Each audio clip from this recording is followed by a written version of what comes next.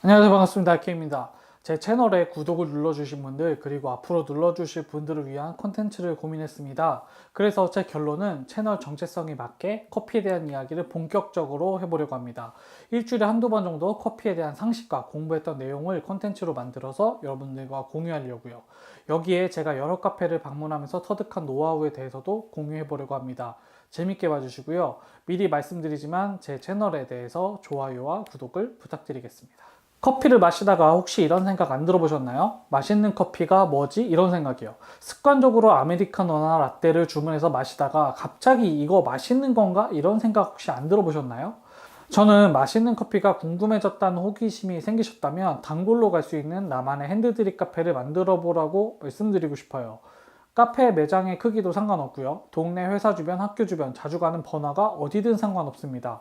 핸드드립 카페를 꼭 집어서 말씀드린 이유는 가장 먼저 커피에 대한 호기심을 원두의 차이에서부터 느껴보라고 말씀드리고 싶었거든요. 사실 일반적인 카페에서는 보통 원두를 선택하기가 쉽지가 않습니다. 있더라도 종류가 두세 가지 정도밖에 없어요. 특히 대부분 프랜차이즈 카페나 일반적인 카페에서는 블렌딩 원두로 내려주는 경우가 더 많으니까요. 물론 원두를 잘 조합해서 만든 블렌딩 커피가 맛이 없거나 즐길 수 없다는 건 절대 아닙니다. 하지만 커피에 대한 호기심을 키워나가는데 있어서 먼저 가장 좋아하는 게 내가 좋아하는 커피가 무엇인지를 알고 내가 취향이 무엇인지를 아는 게 가장 중요하다고 생각이 들어요. 예를 들면 아시아, 남미, 아프리카 등 지역이나 원두의 차이에 따라서 나오는 커피 맛을 알아야 내가 좋아하는 커피를 찾게 되더라고요. 저도 원두의 차이를 알고 마시면서 제가 좋아하는 커피의 취향이라는 게 생겼거든요. 그렇다면 다양한 원두를 즐길 수 있는 핸드드립 카페를 찾아보겠다고 결심을 하셨으면 어떤 핸드드립 카페가 좋을지도 같이 이야기를 해봐야겠죠.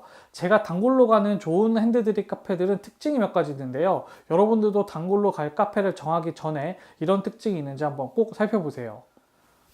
먼저 저는 핸드드립 카페만큼은 장사가 잘 되면서도 원두를 볶을 수 있는 가게나 시설을 가지고 있는 카페를 찾습니다. 사람이 많으면서도 직접 원두를 볶는 카페를 가야 신선한 즉 갓볶은 원두로 커피를 내려줄 확률이 높은 거죠. 좋은 원두로 만든 커피만큼 맛있는 커피는 없어요. 커피 핵심은 결국 원두와 물이잖아요. 신선한 원두로 내리는 카페를 가야 여러분들의 취향과 재미를 더 느낄 수 있습니다. 두 번째는 소용량으로 로스팅한 원두를 판매하고 있거나 매월 구독 신청을 할 수 있고 배송해주는 카페가 좋더라고요. 원두는 사실 대형마트나 카페 전문점에 가서도 살 수 있습니다.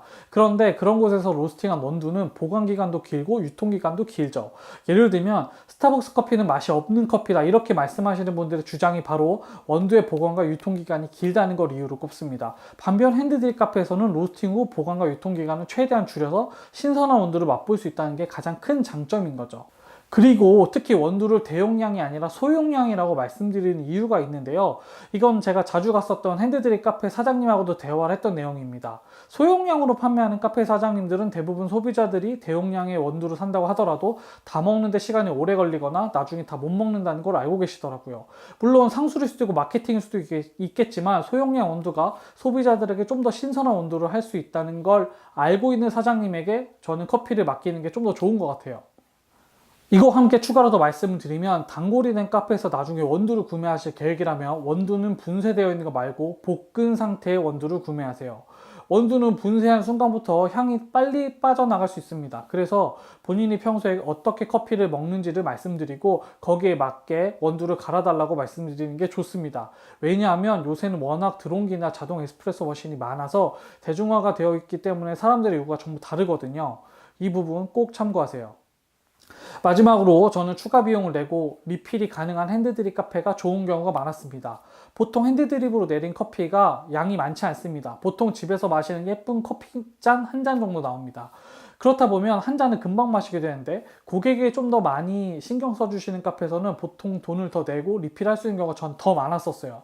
주로 리필을 요청하는 경우 이미 대용량으로 드립한 커피를 채워주시거나 다시 리필해 주시는 경우가 있는데 비교적 이런 카페가 그나마 원두 상태 관리가 잘 되어 있을 확률도 높았던 것 같아요. 솔직히 말씀드리면 먼저 대용량 커피를 미리 준비하는 경우에 최상급 원두로 대용량 드립 커피를 내리지는 않을 겁니다. 하지만 이렇게라도 원두의 재고 관리를 하려고 노력하는 카페라면 그나마 신뢰감을 가질 수 있다고 저는 생각합니다. 물론 더 좋은 카페는 리필을 하더라도 다시 직접 내려주시는 경우도 있습니다. 제가 예전에 소개시켜드렸던 제주도의 스테이 위드 커피가 그렇더라고요.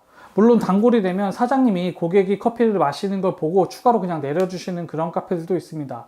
제가 설명드린 핵심은 사장님이 고객에 최대한 신선하고 가장 좋은 상태의 원두를 고객에게 제공하고 있는지를 가늠해 볼 수 있는 몇 가지만의 노하우를 소개시켜 드린 겁니다. 물론 이것 말고도 다른 방법이 있을 수도 있을 겁니다. 이렇게 안 한다고 해서 여기는 별로다 이런 건 아닙니다. 좋은 카페가 있을 수 있습니다.